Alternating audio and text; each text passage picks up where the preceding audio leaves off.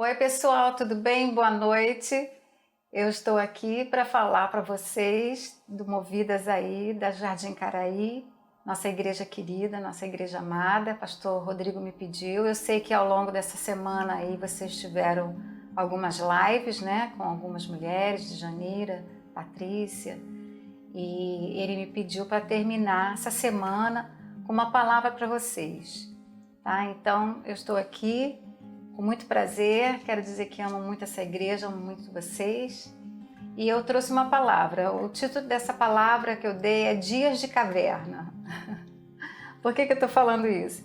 Porque quando é que nós poderíamos, imaginar de começarmos o ano de 2020, bem no início, e podermos vivenciar um tempo tão ímpar como esse. Ímpar mesmo, né? Nós nunca passamos por uma situação igual a essa. Então, eu sei que sem opção, fomos todas colocadas dentro de casa, forçadas a ficar dentro de casa, querendo ou não, né? Para muitas, eu sei que foi uma maravilha. Para muitas mulheres foi uma maravilha ficar sem trabalhar fora, né? Ficar vendo seus filmes, suas séries, dormindo de tarde, comendo à vontade, aliás, comendo até mais do que deveria, né? Tem muita gente engordando pra caramba. Cozinhando, limpando, que é isso mesmo, é o que a gente está fazendo. Curtindo a família, orando mais, vendo as mais diversas lives, porque o que não falta é live, gente, está todo mundo aí ligado, né? Lendo mais a palavra, curtindo mais a família, orando mais, né? Dando mais valor às coisas de Deus também, né? Isso algumas pessoas, mas olha, eu queria dizer para vocês que a maioria das pessoas, para elas está sendo um suplício, está sendo uma prisão, né? E a gente tem visto isso, né? Nós temos ouvido as mais diversas versões do chamado confinamento ou quarentena e suas consequências, né? Muitos estão impacientes, mais rabugentos do que já eram, né? E também mais intolerantes, estressados, amedrontados, apavorados e deprimidos. Muitas brigas nos lares a gente tem ouvido falar, né? Até de divórcios, pessoas que estão se suicidando, pessoas que estão desesperadas mesmo, né? Então, bom, enfim, estamos todos dentro da caverna, né? Querendo ou não, estamos todos no mesmo barco. E por falar em caverna, eu lembrei de uma situação, um episódio que aconteceu em 2018, você vai lembrar. Eu vou ler aqui, foi no dia 23 de junho de 2018. História de 12 meninos que foram passear numa província na Tailândia com o seu técnico de futebol e terminaram presos dentro de uma caverna em uma montanha. Enquanto estavam lá, uma dramática tentativa de resgate prendia as atenções do mundo todo. Você e eu sabíamos disso, né? Todo mundo torcendo por eles. Bom, a história é longa, né? Eles passaram lá 2 semanas, mas eles falaram do aprendizado durante a experiência na caverna, né? Um dos menores meninos, um dos mais novinhos, ele afirmou ter aprendido o valor de muitas coisas e a valorizar a si mesmo. Esse episódio, disse outro, é a maior experiência que eu já enfrentei. Me ensinou a ser mais paciente e forte e a não desistir facilmente. E depois eles falaram, eu li lá o relato, né? Eles falaram dos sonhos deles, né? Depois desse resgate que aconteceu. E muitos disseram que queriam ser jogadores de futebol profissional. Outros falaram que queriam concluir os seus estudos, né? Que estavam com certeza paralisados ou não queriam estudar mais. Outros queriam se tornar funcionário da Marinha tailandesa, que foi quem atuou no resgate deles mesmo, né? No próprio grupo. Outros pediram desculpa aos seus pais por ter entrado naquela caverna. Um dos meninos afirmou que ele queria ser um cidadão de qualidade, isso foi o que ele falou. O outro queria ser uma boa pessoa para a sociedade. O outro falou uma coisa muito interessante, eu quero voltar à caverna. Eu achei muito legal esse, eu quero voltar à caverna. Um lugar muito difícil, né? Para entrar e para sair, né? O outro falou, quero deixar minha mãe orgulhosa. O outro falou, quero ajudar mais as pessoas. O outro falou, quero viver cada dia mais os segundos da vida, né? O outro falou que foi negligente com a sua vida, não sabia o que ia acontecer e não sabia o futuro, e que aprendeu que ia ser mais cauteloso e ia viver a vida mais plenamente. Então, foram várias experiências que eles tiveram durante a caverna, né? E naquele período que eles estiveram lá, a gente fica imaginando o que passava na cabecinha daqueles meninos, né? Se eles iam sair vivos, se eles iam voltar a ver os pais, porque era uma situação muito difícil. Claro que o que nós estamos passando não chega nem perto do que esses meninos passaram.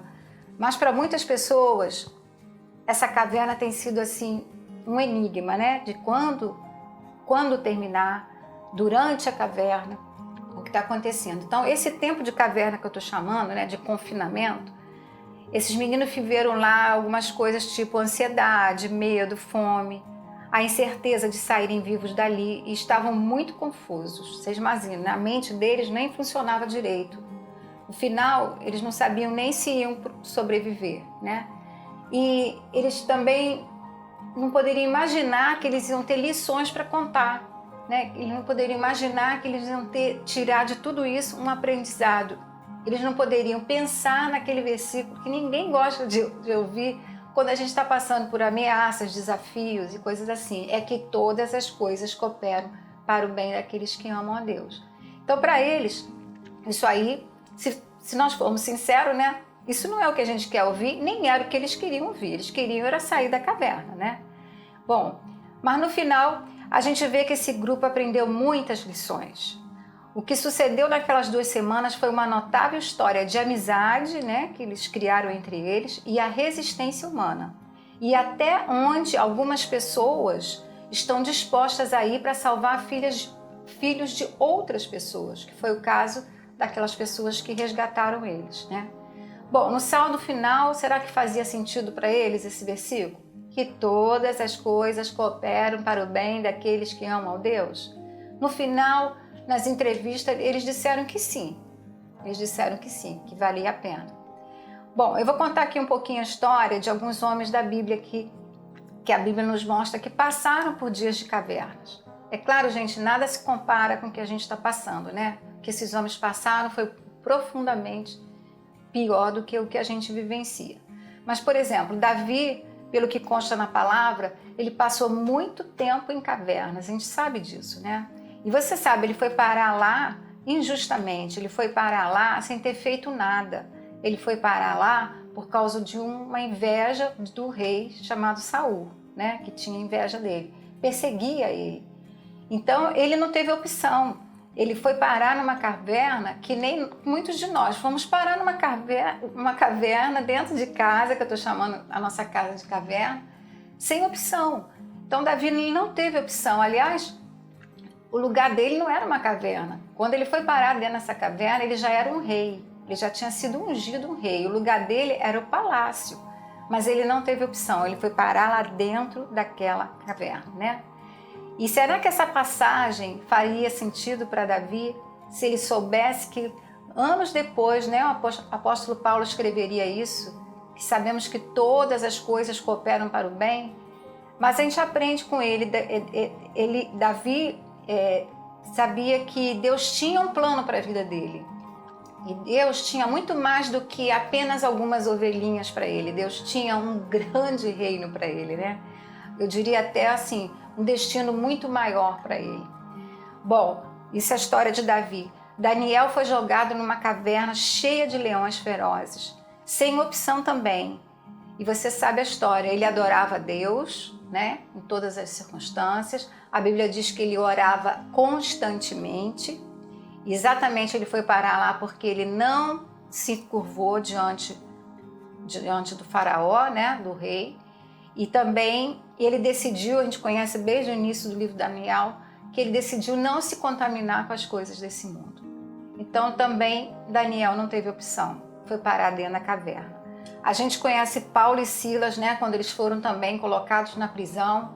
Eles foram lá por pregarem as boas novas do Evangelho. E depois Paulo, mais tarde, né, termina a sua vida dentro de uma prisão nos seus últimos dias. A gente sabe também que Pedro foi preso, ficou encarcerado, né, algemado, no fundo de uma prisão. Imagina a prisão naqueles tempos, né? também por pregar o evangelho, ele não teve opção. Sabemos que João, já bem idoso, depois de tentarem matar ele de todas as formas, tentaram matar de todos os jeitos, mas não conseguiram, pegaram, jogaram João, exilaram ele naquela ilha chamada Patmos, e ele ficou lá, né?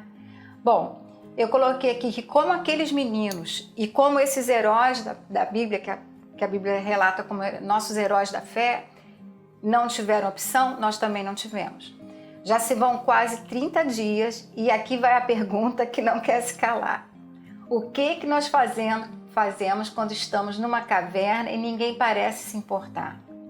Como sairemos da caverna depois desses dias? O que nós podemos tirar de proveito? Qual é o aprendizado que a gente pode tirar de tudo isso ao longo desse tempo todo, né? A pergunta seria também o que Deus está fazendo nas nossas vidas durante esse tempo de isolamento, de quarentena, dentro da nossa casa, que eu estou chamando de caverna.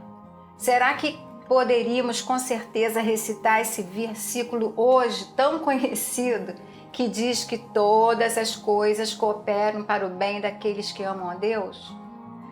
Uma coisa eu vou dizer para vocês, a gente aprendemos com esses meninos muita coisa, né, que eu falei que eles querem em si.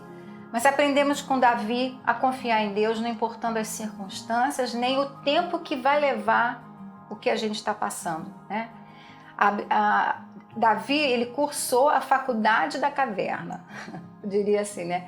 E ele se diplomou para entender que Deus era o seu único refúgio, escudo e fortaleza, e que só mesmo a mão de Deus poderia protegê-lo em qualquer situação.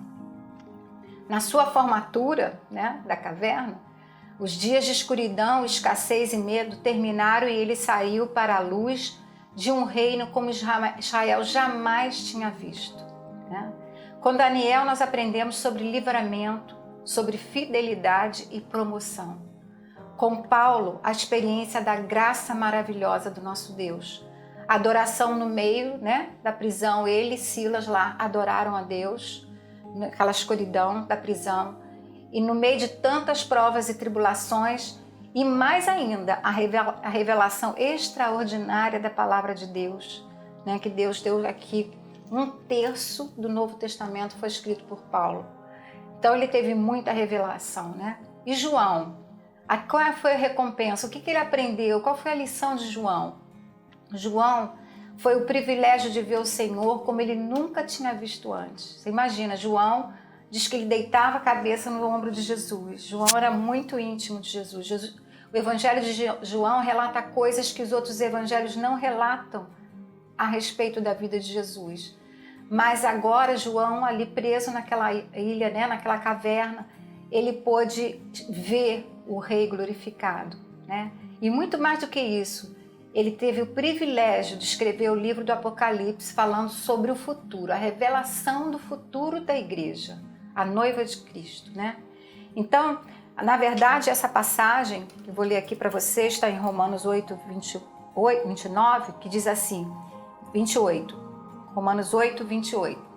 Sabemos que todas as coisas, eu queria que você repetisse isso, todas as coisas, cooperam para o bem daqueles que amam a Deus, daqueles que são chamados segundo o seu propósito.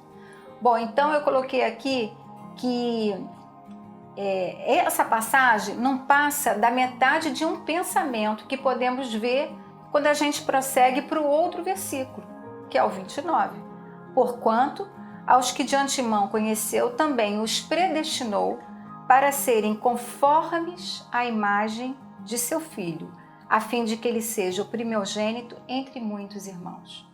Então, aqui quando você entende que esse versículo de que todas as coisas cooperam, ele só fica completo com o seguinte, porque ele diz que é porque nós somos predestinados para sermos conformados, tomarmos a forma de Jesus, então a coisa passa a ter o outro objetivo, né?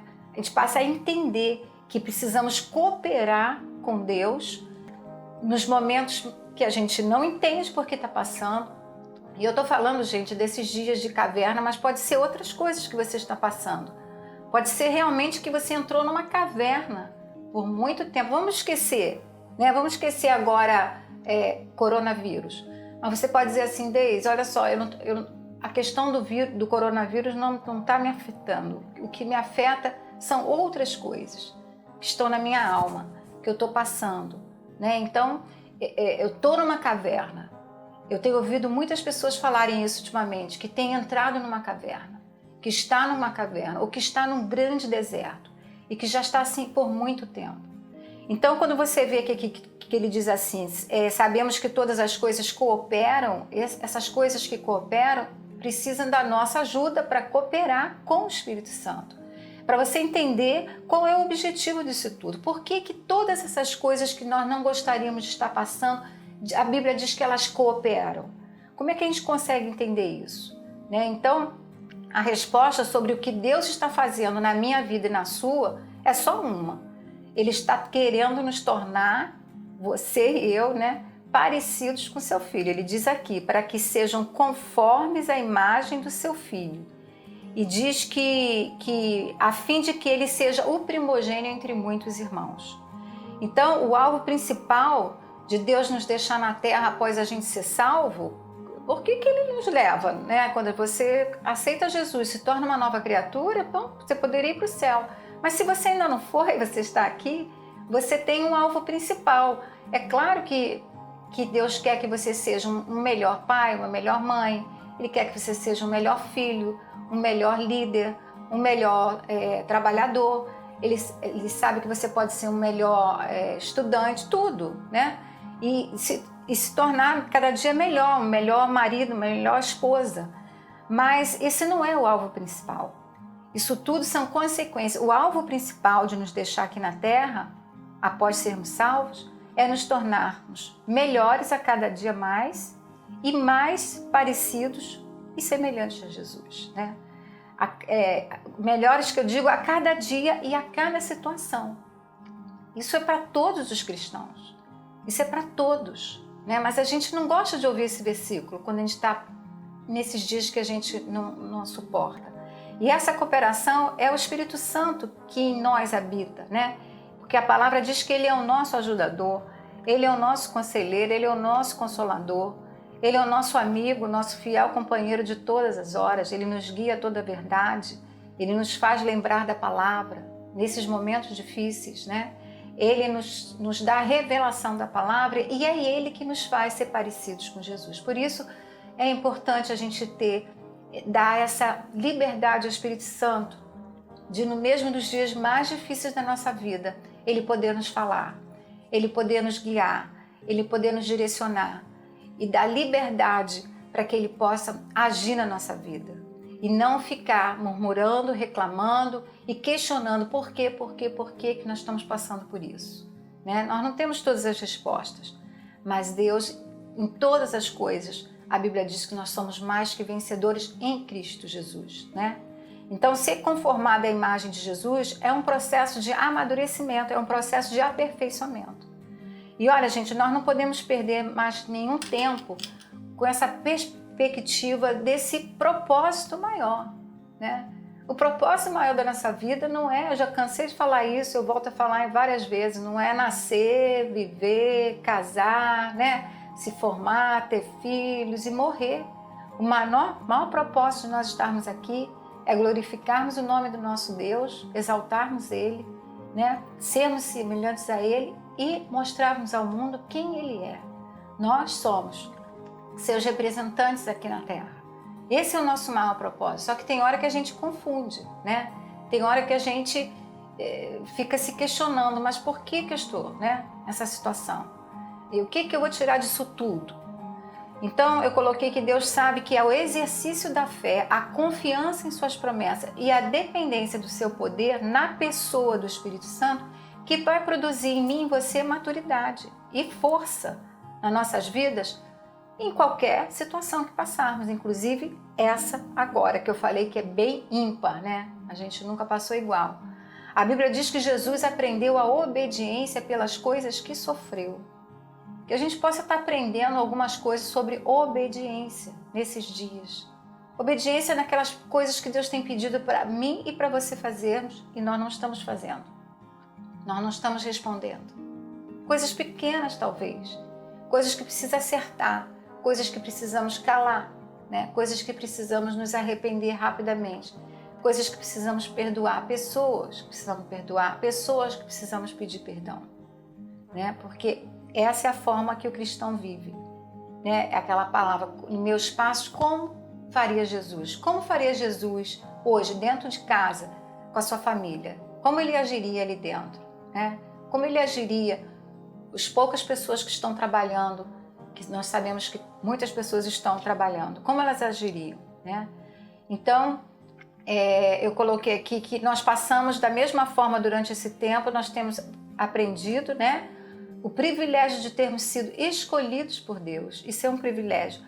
O direito de sermos chamados filhas de Deus, né? O privilégio de darmos mais tempo para a sua presença e a sua palavra. Valorizarmos a liberdade que nós temos de culto, né? Hoje de manhã, na live que nós tivemos, eu estava falando, gente, que coisa maravilhosa você poder ter liberdade de culto, você poder entrar numa igreja a hora que quiser. Muitos países não têm isso, muitos países você não tem nenhuma Bíblia, você não pode ter, as pessoas dividem folhas da Bíblia, folhas, e trocam, e você tem várias Bíblias em casa, né? Valorizarmos a nossa fonte de renda, o nosso trabalho, nossos amigos, valorizarmos a igreja. Eu queria falar para vocês, queridas, que você valorize a sua igreja, valorize seus pastores, porque olha, o pastor Reginaldo, que foi o pastor dessa igreja, era conhecido como o pastor do amor. Eu nunca vi um pastor tão amoroso. E Deus foi tão bom com vocês, porque Ele botou 2 pastores que tinham o mesmo coração. O pastor Anderson, que começou aí, que era um pastor mesmo de ovelha, e agora o pastor Rodrigo é de Janeiro. Pastor Anderson é a Cássia e o Rodrigo é de Janeiro. Deus colocou para vocês essas 4 pessoas que foram assim talhadas para poderem entrar no lugar de um pastor que sabia amar e cuidar das suas ovelhas. Então valorize seus pastores. Eu não poderia deixar de contar aqui que durante esses dias que nós não estamos tendo cultos, nós temos um casal nessa nossa igreja que vem aqui todos os dias durante as nossas lives. Eles trazem bolo, eles trazem torta salgada, eles trazem sanduíche. Gente, esse casal é incrível, sabe? Eles saem da casa dele e vêm aqui trazer, só tem pastor aqui, né, nesses dias, não tem ninguém trabalhando aqui. Mas eles sabem que nós estamos aqui. Eles não tinham menor obrigação de fazer isso. E nós nem esperávamos isso, mas eu vou contar para vocês, isso mexeu demais com o meu coração. Mexeu demais, porque esse casal se sensibilizou, e quando eu fui agradecer e dizer não precisa trazer, e eles falaram, pastora, por favor, é o mínimo que a gente faz. E olha, aquilo mexeu muito comigo, mexeu muito. Então que você possa valorizar os seus pastores, né? E sobretudo a sua família, porque depois de Jesus a sua família é o maior tesouro que você tem. Então valorize isso, né? As coisas mais importantes da nossa vida. Precisamos mais do que nunca, gente, sermos seletivos naquilo que nós estamos vendo, lendo, ouvindo e fazendo, né? Que possamos remir o nosso tempo e valorizar mais a nossa vida, amar mais ao nosso Deus, amar mais ao nosso próximo. E vamos pôr em prova, isso eu falo para mim também, aquela palavra que diz assim, tudo que fizerdes, sejam em palavras ou em ações, fazei-o como para o Senhor. Tem dias que eu confesso, né? Eu estou sem ninguém me ajudando lá em casa. Vera não está lá, é minha ajudante. Então, tem hora que eu não aguento mais. Cozinha e lava e passa. Aí eu descubro que tem opção de lugar sujo, não consigo parar e não consigo sentar. E lava, e passa a roupa, e limpa, e lava a louça e faz comida. É aquela coisa toda. Tem hora que dá uma vontade de gritar. Aí, imediatamente vem esse versículo. Tudo que fizerdes, seja em palavra ou em ações, fazei como para o Senhor. Então tem hora que eu fico, o Elinho fica, tem um docinho, tem uma coisa. Aí tem hora que dá vontade de dar aquela impaciência, aí eu falo, não, eu estou fazendo para o Senhor. É claro que eu faço com amor para Ele, mas tem hora que cansa. Mas que a gente possa botar isso em prática, né? E agora sim, terminando, né? Nós podemos declarar assim que esse versículo: sabemos que todas as coisas cooperam para o bem daqueles que amam a Deus, daqueles que são chamados segundo o seu propósito, porquanto aos que de antemão conheceu, também os predestinou para serem conformes. Fale comigo, conformes, a mesma forma da imagem de seu filho. Para quê? A fim de que ele seja o primogênito entre muitos irmãos. Deus quer que nós pareçamos com o nosso irmão mais velho, Jesus Cristo, né? O Rei da Glória. Então, meninas, sabemos que a história da humanidade ela foi dividida em AC, antes de Cristo, e DC, depois de Cristo, né? Nunca mais a história da humanidade foi a mesma depois disso, todo mundo sabe, né? Nós sabemos que existe isso na história. E eu vou parafrasear, sem tirar, com certeza, a importância e a primazia de Jesus, com um AC e um DC diferente. AC antes do coronavírus, AC antes da caverna e DC depois do coronavírus, DC depois da caverna, né? Então, eu vou dizer para vocês o seguinte: se depois desses AC e DC, né? Se nós não nos tornarmos mais parecidos com Jesus, não nos tornarmos melhores do que nós já éramos, realmente nós perdemos nosso tempo dentro das nossas casas. E se o nosso saldo for mais negativo do que positivo, realmente não entendemos nada e apenas agimos como todo mundo está agindo aí, fora, sem esperança, sem a alegria da salvação e muito menos sem entendimento do real propósito da vida, da nossa vida, sermos mais semelhantes a Jesus, tá? Então essa é a palavra que eu tinha para vocês. Eu sei que não é uma palavra assim que ninguém gosta muito de ouvir, não, né? Saber que todas as coisas cooperam, mas será que é isso tudo mesmo, pastora? Será que isso tudo vai cooperar no final? Será que se eu perder meu emprego e se eu não pense nisso. Eu não quero que você pense nisso. Eu quero que você lembre o seguinte: tem alguém sentado nesse trono e ele reina. E ele sabe o que é melhor para nós. Muitas vezes nós achamos que o melhor para nós era isso, era aquilo outro, mas ele sabe. Ele sabe. E ele não perdeu o controle. Deus está no controle da sua vida, querida. Acredite. Não tenha medo, não tenha medo. A tua casa está coberta pelo sangue do Cordeiro, né? Não tenha medo dos dias que virão. Não tenha medo. Aprenda durante essa estadia na tua casa, na sua caverna, aprenda a valorizar pequenas coisas e a sua família e amigos e tudo, a sua igreja. E como eu falei, o privilégio de ser um filho de Deus. As pessoas estão morrendo, estão indo para o inferno. Você vai morar no céu, né? Então, que você possa então desfrutar desses dias. Ainda não sei quanto tempo nós vamos ter, mas que possamos tirar, que nem aqueles meninos lá naquela caverna, 15 dias, né? Sem esperança de nada, mas como eles cresceram, como eles criaram uma amizade, né? Um com o outro.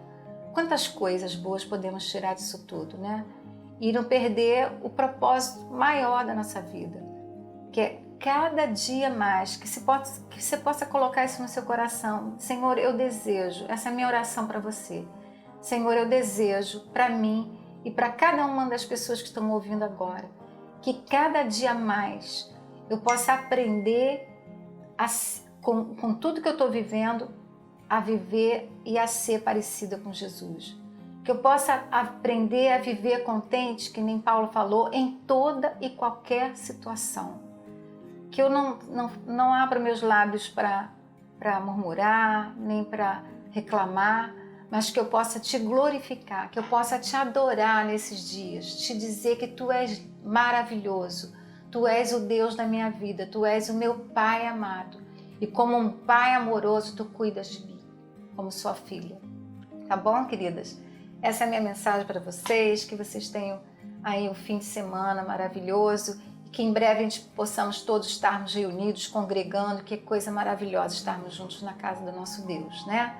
Que possa o Senhor Jesus fazer infinitamente mais pela sua vida do que eu possa sonhar, pedir, orar por você. Ele sabe. Ele diz assim: eu é que sei os pensamentos que eu tenho ao seu respeito. Eu não sei, mas ele sabe, né? Então confia nele, tá? E leve sua vida com alegria, com paz e com propósito. Seja sensível à voz do Espírito Santo, tá bom? Um grande beijo para vocês aí, Jardim Caraí, essa igreja linda que eu amo. Um beijo para os pastores, esposas, queridos, são meus filhos. Eu amo pastor Sérgio, pastor a Neidinha, a Priscila e o Rafael, o Rodrigo, a Djanira, e os filhos e netos, e a todos os membros, todos os líderes aí. Muito obrigada por tudo que vocês têm feito pela Academia da Fé, tá? Obrigada por confiar em nós. Beijo grande.